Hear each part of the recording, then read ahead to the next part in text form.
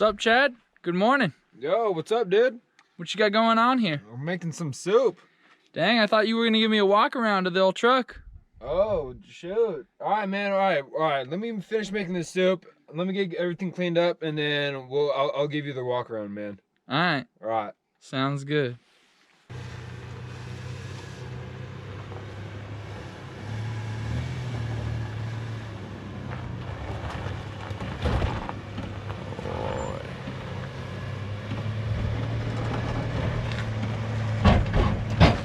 Woo! Alrighty, the long-awaited walk around of my 1996 4Runner is finally here. I'm gonna show you guys front to back everything I've done to it, all the mods I've done, all the maintenance, and everything that I plan to do with the vehicle. Stick with me and I'll show you guys everything about the vehicle that I know. Alrighty, I am way excited to show you guys everything with my truck, everything that's updated anyways. So coming up front, we have the crystal clear headlights. Inside the headlights, I have GTR Ultra 2 LED bulbs. Up front is my Vision X Light Cannon 6.7 LED spotlights. It's not a floodlight, it's a 10-degree spot beam pattern. If we go to the side in front of my vehicle, I have the XL80 Baja Designs pods. They're also connected to the SRQ ditch light brackets. These are really nice, and I like these because they don't rattle. I've seen other people with other brands and they rattle, you know, and it doesn't support the light. I'd consider this a more heavy pod on the market, and I don't have any issues with any rattles or anything on the road projecting. Up front of the vehicle for armor, I have my ARB bumper. It's really bulky. I really like the Australian vibes. And I've always wanted an ARB bumper because it's a classic looking setup. I think it fits with the air of the 3rd gen 4Runner, and especially with the Vision X spotlights. I like the round look. It makes it look like it's actually from the 90s. Up front, I have the Smittybilt X2O winch. I really like this winch because it's a 12K winch. It hasn't really let me down anytime snow wheeling, even in that heavy Idaho stuff. If you're wondering what this box is, it's a wireless controller. So I can mount it in, or I can pull it out. It's really nice, really handy if I need to, and if I don't have any batteries, I have a wired setup where I can wire directly to the box and I can use it. Down here, I have my Bud-Built skid plate. This is a 3/8 plate. They're super bulky. It was honestly pretty heavy getting it on the truck by myself. I crumpled these stock skid plate immediately, so I had to go upgrade it, and I wanted the best of the best, so that's why I got the Bud-Built skid plate. Okay, so now we're gonna jump into the hood real quick, and we're gonna see what's up.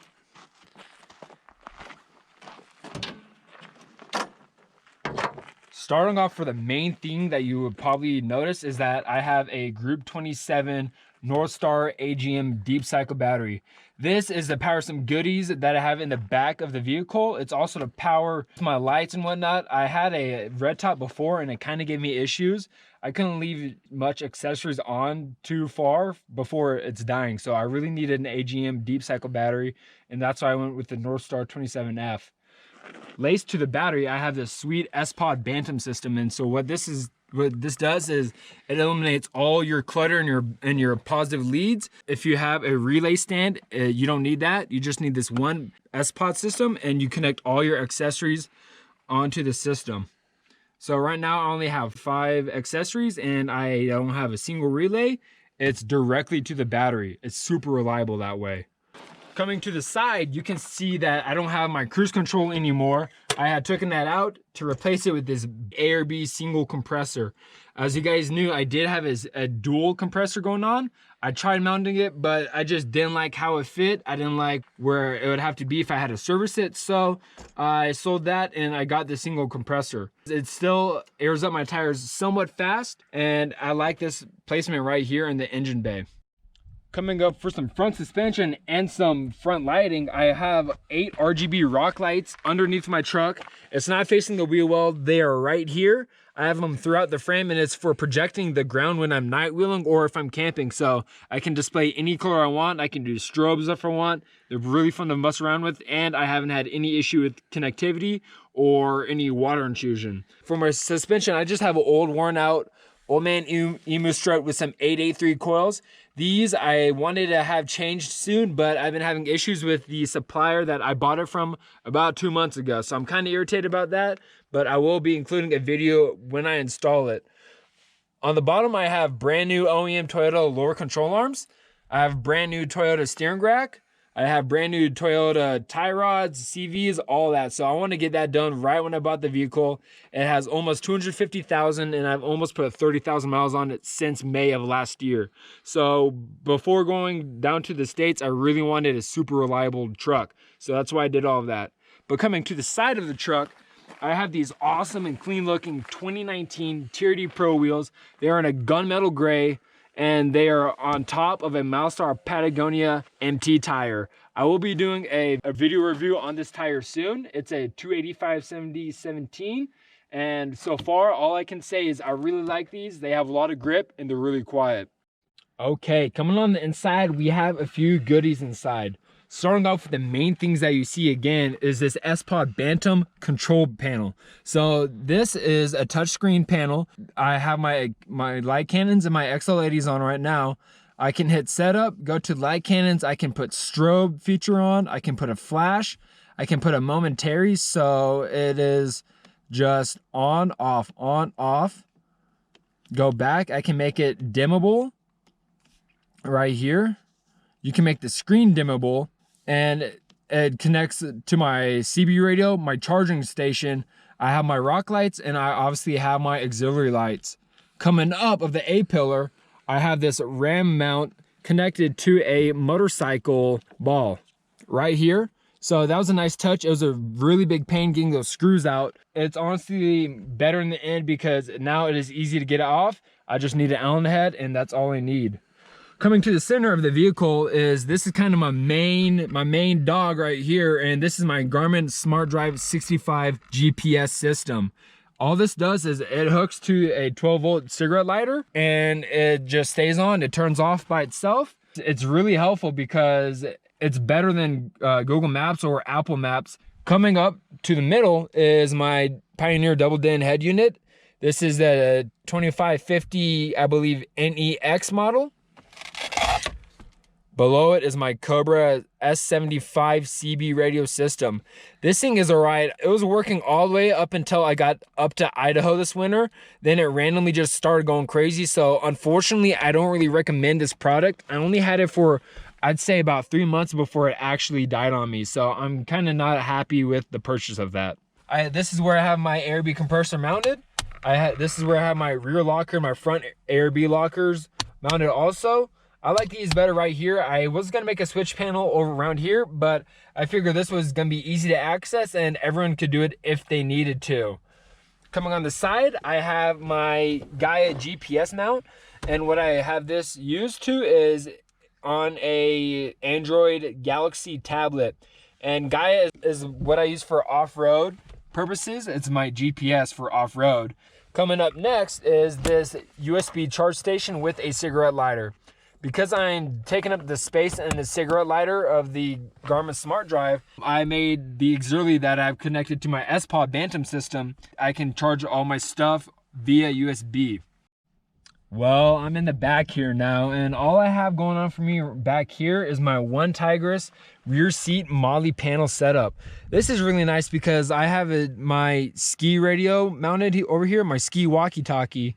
I have just air tools for my compressor. This flap right here is just what I was telling you guys in the beginning, that this is where I put my winch cable for my controller. Down here, this is all my recovery stuff. I have a kinetic rope. I have soft shackles, hard shackles, snatch strap. I have toe straps. Pretty much anything I need for recovery based on my winch, or even in the snow time where I can yank my hitch back out, I have. In this pocket, I carry my airline and I carry my air up tool. This is pretty sweet because it's Blue Point, so it's high quality, lifetime warranty, and it shows the direct PSI. I prefer the digital over the analog just because it's a lot faster to read what you're doing and it's more precise in my opinion. Down low, you see that I have more protection. These are custom made rock sliders. I was gonna get some bolt-on ones, but I figured that I didn't like the style of those. I just wanted something super sleek and something that would get the job done, nothing too fancy. So I came up with this. This is by 2x2 tubing. Down low, I have the Low Skips gas tank skid plate. This thing is some hefty stuff. Just like the front skid plate, I banged this up pretty quick, so I knew I had to get business done before I were to smush my gas tank. That's why I got the Low Skips skid plate. Coming to the back of the vehicle, we have my rear suspension setup. So what I have is I have Old Man Emu 890 coils. I have some Old Man Emu nitrogen charger shocks. Right next to those, I have some new Durabump bump stops, and I have those front and rear. The next thing that I have is the I'm Keith Panhard correction kit.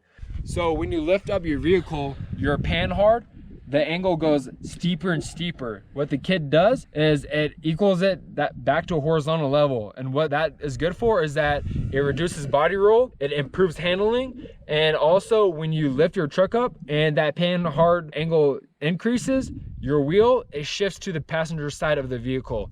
This, it centers the axle back up, so it has even space with both sides. We're now on the side of the truck, and immediately what you see is this sweet Sherpa Equipment Company Matterhorn roof rack. It is a local company made in Colorado. It's a very high quality. They have models for a whole bunch of different makes of the Toyota. So like Land Cruiser, for example, 4Runners, Tacomas, whatever you want Toyota, they probably have it. On top of the rack, I have these X-Bowl traction boards connected to some custom-made knobs that have clamping them down. These are right. I haven't had any actual max tracks yet, but I haven't really had much issue with these. They have broken in a few spots, but still they're holding up pretty good, and they have got me out of some pretty bad situations, especially in the snow time. Next to it is I have just some random shovel, and I have those clamped down by the Quick Fist grip mount. The next thing I see is gonna be this Yakima Carbonate 18-liter Skybox. This thing is sweet, guys. It holds up to 9 pairs of skis. I can fit all my snow gear, all my Avivac stuff. In the summertime, it'll hold all my mountain bike stuff. It will hold all my camping gear. It's super cool, it's super big. I did notice a small drop in fuel economy, but that's just the price you pay with something that big. Alright, back here we have the original 1990s APC clear taillights. These things were super hard to find. You can't find them on stores. Sorry guys, I can't help you, but these really take a lot of time to find and track down someone that's willing to sell these. Coming on this passenger side, I have my CB setup. This is a Fire Stick 3-foot antenna. This is the SRQ antenna mount, and what it does is that it just hooks to, I believe these were the old bump stops of the hatch. Coming immediately, what you see is these sweet McKinsey Craft Co drawer system with his cutting board. These are really nice, super deep. I can fit a lot of stuff. I have all my camping gear on this side, and I have all my tools on this side. They are soft close drawers, which is also nice. I sleep on a REI Cam Bed 2.5-inch inflatable system. I always gotta have my Teton Sports -25-degree sleeping bag. This thing is hefty, guys. I have slept in this vehicle more than 40 days this winter, and I haven't really got that cold. But if I do get that cold, I just start the truck, heat up the back of here. So it's not that big of a deal, but I really do think a comfy and warm sleeping bag makes a huge difference. To the side of that, we have my Airbnb fridge and freezer. This is a 50-quart system. This is super nice because you can fit quite a few drinks, quite a few food stuff in it. It's really nice all around to have if you're camping, if you're biking, skiing, whatever you have it, even if you're just going to the park, it's super nice to have.